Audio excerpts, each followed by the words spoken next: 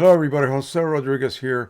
Again, we're going to show you step by step what I go through to edit a landscape, for instance. And usually landscapes that are from images that are still raw, untouched. So I am going to open up a particular image that my friend sent me on Lightroom, and then we'll proceed with the steps that I usually take in order to bring out the largest or widest dynamic range possible out of that image. Usually raw images, they tend to kind of look a little bit dull as opposed to a pre-processed out of the camera JPEG or other type of file.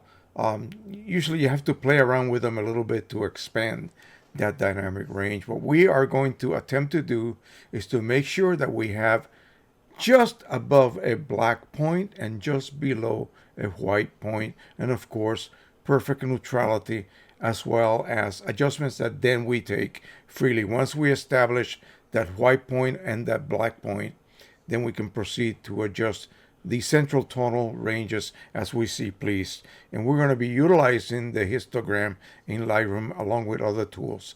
So let's open up Lightroom and we'll be right back. Okay, so here is our image in Lightroom, and as you can see immediately, the histogram does not provide us with a complete range of tones. This area right here that should be near white is not. It belongs right about this point right here, and we need to expand that. Now there is a really easy way to make sure that you get a just above black point and a just below white point. By that I mean white would be a print border. Basically no ink is applied to that border because there is no density there. And black, of if you could imagine just pouring black ink on paper. Of course, we never would want that to ever happen. So what we will do, the first little trick that we will do once we open the image, is to basically reduce all your highlights down to the max and increase your shadows up to the max. And you see immediately what just took place here. Look what's happened to our histogram. It's even more compressed. But now we're going to go ahead and find that perfect black point or just above black. And we have this little square activated here. This will give us a warning. It'll be a bright blue warning over any areas that are just basically pure black or 000. So we'll go ahead and move the black slider down. And if I overdo it, you will see the areas that are becoming black will have that bright blue overlay over them. And we do not want that unless that's what you want. I would recommend you wouldn't do that, but it's up to you. But I'm just going to go ahead and follow the instructions that Anthony Morganti provides us on his channel for editing. And that's basically it. At this point, the only area that has a little bit of blue is right here and these areas here. And those are not important areas, but just for the sake of this experiment, let's go ahead and reduce that to nothing. So there you go. We are now just above black. We'll do the same thing here with the whites. We'll increase the whites until we see that red warning. That means that is now 255, 255, 255. So now we have it down to basically just a tiny little bit right here. We'll go ahead and reduce that just for the sake of this so that we can see that it is just below specular white. So that is it. At this point, we now have a complete dynamic range from black or just above black all the way to white. Now what we could do is we could actually selectively adjust different areas here. You can just click on any of these sections of the histogram. For example, we can adjust the central tones by grabbing that and bringing it down. And if you notice, I'm still maintaining that white right there. So if this is the tonal range that pleases you, then by all means, you can stop right here. Now, do you want this much foreground detail? Are the houses really that important in this particular shot? If so, then I would leave this alone. But at this point, we're going to go ahead and just play around with exposure and contrast. This was a global adjustment here, unlike what I just did here which is more isolated. I can actually move sections. So we're going to bring this down. I'm going to darken the foreground a tiny bit. And I'm going to grab that last section as well. And as you can see, I almost activated that area. But you see now I have actually darkened the foreground, which contain all of these darker tones. We'll readjust that a bit, bring it back up to just above black. There you go. All right, so now we can adjust our contrast. Again, you can overdo it or just keep it at a reasonable amount, like so. Clarity will take and just add clarity to certain areas. If you reduce it, it will add haze. So I want to always add a little bit of clarity. And of course here you can add more dehazing, if you will, or increase the haze. So to make it have more impact, I'm going to go ahead and just add that amount right there. Vibrance is basically adding saturation to just certain areas, certain colors. Usually it does not affect flesh tones when it comes to something like a portrait. So we will leave the saturation alone. I'm going to go ahead and give us a nice S curve for the gamma curve here. We're going to bring this down. Notice what it's doing to the shadow areas. It's just bringing them down. I don't want to completely lose my detail there. But again, I don't want it to be something that attracts my eye to it. This is what I want to have you look at when you look at this image. All of this gorgeous color in the sky. Now, we don't need to do any kind of a shadow adjustment. This is for example, if you want to make your shadows cooler, so you can actually go to the shadows and add coolness to the shadows, as you can see right there. But we'll leave it alone. We don't want to deal with that. I love the way that looks already. So we'll just leave it at the neutral setting. Now, sharpening. This is where you add sharpening, but what we have here is mostly a sky scene. And I don't want to sharpen the edges of clouds. That would be ridiculous. I would, rather sharpen possibly the edge of this mountaintop, or possibly, the detail of the homes here in the front. And notice I have a little bit of blue. So I'll go ahead and quickly remove that. Every time you make an adjustment, you might end up also adjusting your black point. So we'll go ahead and do that. Let's go back down to sharpening. So let me show you guys a trick. Now there is a little tool called masking. And the way to activate that is to click on the Alt key and then notice what happens. And I am now going to either include or block any areas that I don't want any sharpening applied. So if I have it set to this setting, all of this area here will be sharpened. Every little bit of contrast change, even the tiniest amount, will be sharpened, and we don't want that. So I'm going to reduce that until only the sharp edges, anything that has a basically distinct edge, will receive sharpening, let's just say. So right about there, I think that's good enough. Let's check our top of the mountain top.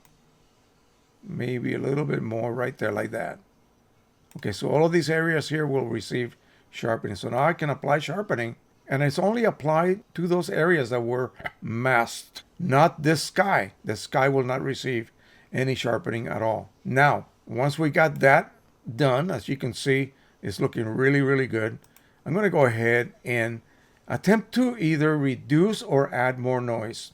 So here in the slider, you see that it's completely removing the noise, but it's making everything blurry. So we're going to find one happy point, possibly right about this point right here. And you may have to go back to your sharpening and maybe add a little bit of radius just to increase that sharpening of that edge against the sky. That's really looking good right now. There are many, many choices that you can add to that sharpening algorithm, but we're just going to leave it as is. That's good enough for us at this point. Now, lenses, cameras, they apply certain properties to that image. Sometimes the lens will apply some barrel distortion, some pincushion distortion, maybe chromatic aberrations. We're going to take care of that because it is a raw file. Lightroom immediately identifies what was used to capture that image. So once we activate this, it will apply the correction. As you can see, we did have some curvature of field. So you saw it pop. Okay, and now we know it was a Nikon. And here's the type of lens. And here's the profile for that lens. So if you recall, there is such a thing as a camera profile, camera lens profile that you can apply to your images. And we just did that automatically. One thing that I like to do whenever I do a landscape or any similar type of image is to add some vignetting. Basically what I will do is just darken the corners and bring the eye toward the central portion of the image. Now this is doing the opposite. It's lightening the corners. We're going to go the opposite direction. And that's about all we want to do right here. Now we can go immediately into the print module. And this is what we're going to have on paper. Now, do I want to use Lightroom or do I want to use QImage? That's a choice I need to make. And so if I choose to use QImage, then I need to export this image directly into QImage, and that's done here. Plug in extras, QImage Ultimate. It will now open QImage. I'll make sure that I have some paper on my 8550. We'll go ahead and print it, then I will give you a look at the results. This is the exported image into QImage. We'll go ahead and close Lightroom. And now I have it already set because remember, as I have done on previous videos, QImage allows you to save specific sets of settings. In this case, we're using a Canon Pro Premium Matte on an Epson printer. And so in order to be able to do that, I had to create a custom profile. But I still have to use the proper paper type that I utilized when I created that profile. In this case, the settings are as such. Epson EcoTank 8550, presentation paper matte, letter size 8.5 by 11, rear paper feeder, and we are using my custom profile. As you can see right here, we're going to go ahead and load that image simply by clicking on it. Done.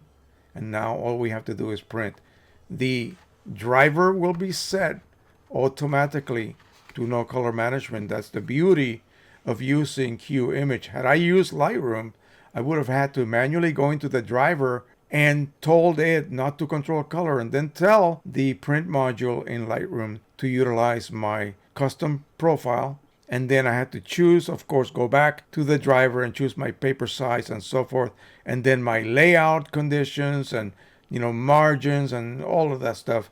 I don't have to do that. I created this border simply by adding 0.75 to the border tab. Boom, done. And then I just saved that as a preset for this particular type of printing. In other words, if I want to produce a number of prints that are going to be laid out in this fashion, that's it. All I got to do is load the images and automatically they will be located in the same position, the same amount of border width and so forth. And of course, the settings would be perfectly set. Let's go ahead and load some paper and we'll go ahead and print this. Now that we have the paper loaded, all we have to do is click on the print button and hit OK. Okay, now that we have the image queued in and the printer is actually printing it right as I speak, we'll just wait for it to come out and I'll give you a quick preview of what that print looks like. It's coming out right now as I speak. So again, very, very quickly prints that because it is on matte paper and it's able to print at a faster rate than it would be had it been on glossy. Glossy requires a higher quality level and that usually takes a bit longer to print. It's done. Have a look at that. Now this is matte paper. This is on an 8550, which is an dye ink printer. So how the heck is this possible to be able to produce something with this level of brightness? The deep blacks because I really don't have a black, but you look at this and you go, wow, those are some deep tones. Look at that. And all the detail is there. If you can take a close look, you can see all of that detail is clearly visible. If you really examine this closer under a bright light viewing condition, you will notice that there is no pure black like I told it not to do, and there is no pure white.